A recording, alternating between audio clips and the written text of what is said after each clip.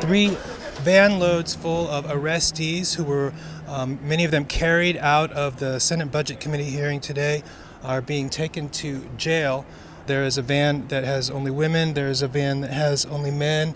Moments ago, the Senate Budget Committee voted on a party line to advance the tax reform bill. I was, I guess you could say, embedded with the protesters. Tripod needs to go.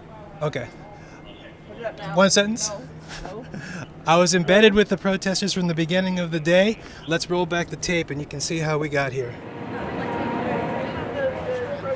Did people stay at this hotel overnight, or was this just a gathering place? It was a gathering place, but some of us stayed together in St. Stephen's Episcopal Church, in the church on the floor. A few people stayed here, and some people came down from New York on the bus today. Okay, so we are going to the Senate Banking Committee, Dirksen 608.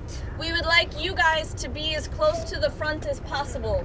We have some people saving seats inside the room. Megan from Justice and Access Initiative, who is over there now, is going to start chanting at some point. She's probably going first, yeah. No, I think she's going first, and I'm going second because she's going as support to Megan and Mari are going to go first, but then you're going to. Sorry, Yeah, what was the that's question? I'm terrified. I'm scared. I mean, nervous. Okay, so when I first met you, you were advocating for the health of your daughter. Your sign was very moving, and that's why we met. I interviewed you. And now you're here to fight against tax reform. Is it because of the provision that was added by the Senate to repeal the individual mandate, or do you also care about tax reform? It's a lot of things. I do care about tax reform because the student loan deduction is big for me and my husband, but the reason why I'm willing to disrupt a hearing over it is my daughter. If the ACA is dismantled, then she can't have access to health care. If the deficit is huge and they cut Medicaid, then she loses access to health care. There are going to be drastic cuts to Medicaid to help pay for the tax cuts to the wealthy. These cuts will affect my friends. I'm not on it myself, but a lot of disabled people are. This affects the poorest of the poor. It's heinous. This really seems like it's a healthcare themed protest. I would have to agree with that. You may be able to find people who have their different concerns, but the center of this for us is healthcare. I have student loans. That's going to affect me, but it's something that I may or may not be able to manage. But when you talk about healthcare and, just services, people will die. The only way, unless you're going to cut it out of the defense budget, the only way to generate the type of tax cuts that Trump and his friends were talking about generating was to go to the social safety net, right? So we know that the money is going to come from Medicaid and Medicare. The average citizen doesn't understand what's buried in this bill.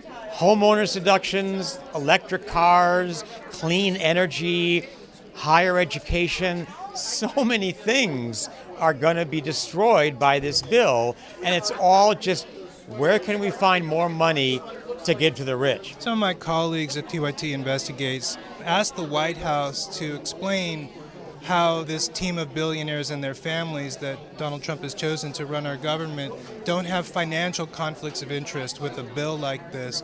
And their answer was, this bill is going to actually benefit all Americans because it will create jobs, increase wages, and therefore all Americans have a conflict. So trickle-down economics has been shown time and time again to not work. When the big corporations and the rich get tax cuts, they do not send that money down the line. And in fact, if you look at the stockholder meetings where the corporate heads are talking about what they're going to do with the money they save from this tax bill, all of them say the money they save is going to go back to their investors as dividends and other perks for them. Not one of them said, we're going to take the money that we save and create more jobs. I have contemplated risking arrest, and I am risking arrest.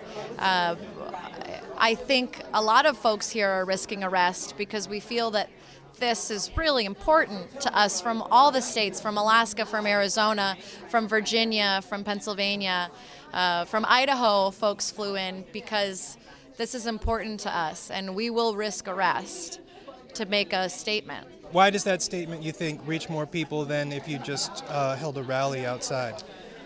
I think that rallies and holding signs outside of your senator's office and yelling at the building when they're not there is not as effective as going and talking to those senators and risking arrest to do so. What would you say to someone watching this who maybe shares your sentiment but isn't really prepared to participate in the way that you are?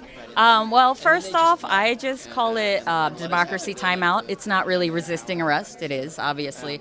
But the majority of it is just paperwork. It's not as scary as people want you to believe, and the end result is absolutely worth it if we win this fight. I was speaking to a friend last night. He said, "Why are you going down? I thought you were a healthcare activist."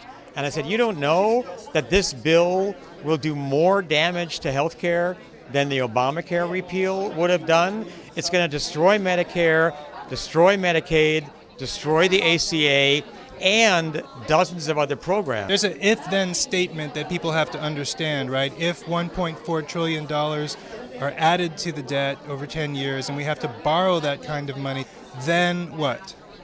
Then there will be $28 billion in Medicare cuts automatically next year and for every year thereafter. So a number of critical social programs will be cut, and plus tax deductions for essential other programs will be cut. $25 billion right off the bat is going to be cut from Medicaid. Another $25 billion will be cut from Medicare.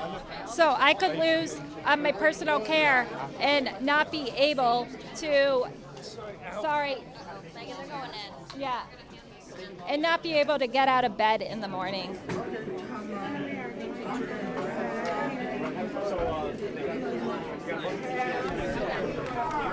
Rebecca, final words? Here we go.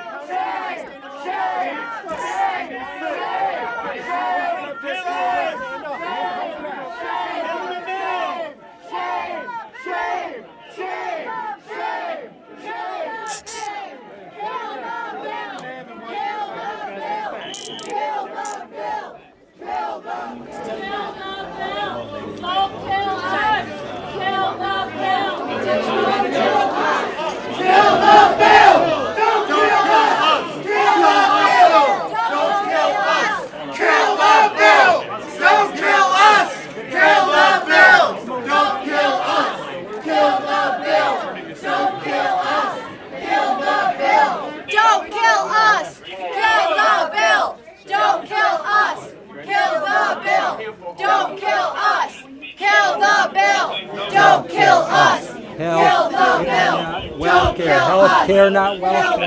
Don't kill us! Kill the bill! Don't kill us! Kill the bill! Don't kill us! Kill the bill! Don't kill